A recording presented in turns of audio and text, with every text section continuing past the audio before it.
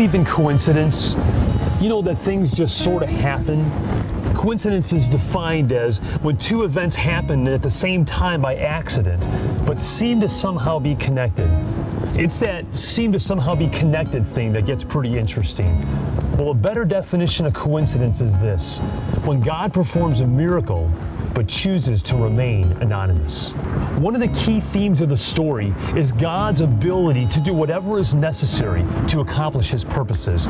We call this the sovereignty of God. That is, the Bible teaches us and shows us time and time again that God is completely, absolutely, and totally in control of everything. This is huge. What would your life look like if you really believed in the sovereignty of God? Have there been situations in your life that at the time seemed inconsequential, but later turned out to be pivotal? Perhaps it was what seemed to be a small decision or a brief introduction to someone new. Maybe you can look back now on your life and see that God was clearly there where He wasn't evident at the time.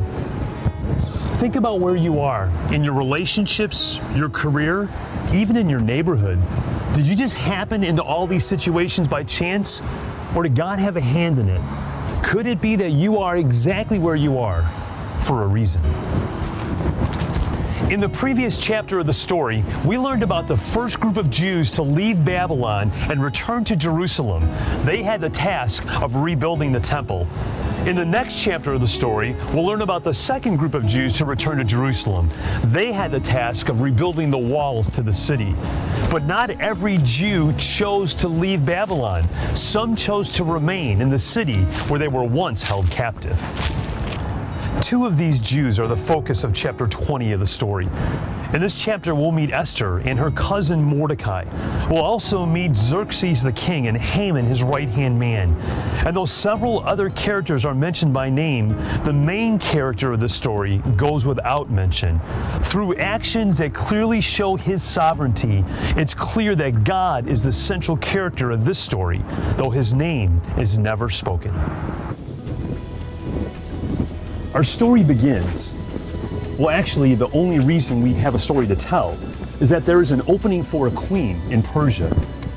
You see, Queen Vashti was unwilling to appear before the king when she was summoned, and so she loses her crown. Well, this sets into motion a series of events that will lead all the way to the protection of the Jewish people. But that's getting way ahead in the story. With an opening for a new queen, all the eligible young women were brought to the palace. They would have one opportunity to impress the king. Whenever the king found someone he was pleased with, that person would become his queen. This is where we meet Esther. Esther was a Jew living in the city of Susa with her cousin Mordecai, and she, along with all the other women, was brought to the palace. To prepare for their ultimate blind date, each woman was given a full year of beauty treatments. Talk about trying to make a good first impression. Well, finally, it was time for Esther to come before the king. She had found favor in the eyes of the one in charge of this process, so she was especially prepared. She was taken to King Xerxes in the royal residence in the 10th month, the month of Tebeth, in the 7th year of his reign. Now the king was attracted to Esther more than to any of the other women, and she won his favor and approval more than any of the other virgins. So he set a royal crown on her head and made her queen instead of Vashti. And the king gave a great banquet, Esther's banquet, for all his nobles and officials. He proclaimed a holiday throughout the provinces and distributed gifts with royal liberality. God has granted favor to Esther again, this time through the eyes of the king. God has taken an orphaned Jewish girl and made her the queen of Persia. Hear this loud and clear. God is absolutely, completely, and totally in charge of everything. God is sovereign. And we will come to find out that Esther was not made queen for her sake, but for the sake of the entire nation. While Esther is inside the palace, we find her cousin Mordecai outside. Mordecai must have been involved in the government somehow because we find him at the king's gate. Well, one day, while he's there, he overhears of a plot to assassinate the king. He passes this information on to Esther, who informs the king, giving credit to Mordecai. All of this is recorded in the Chronicles of the Kingdom. This becomes important later in our story. Back in the palace, King Xerxes promoted one of his princes to become his second in command.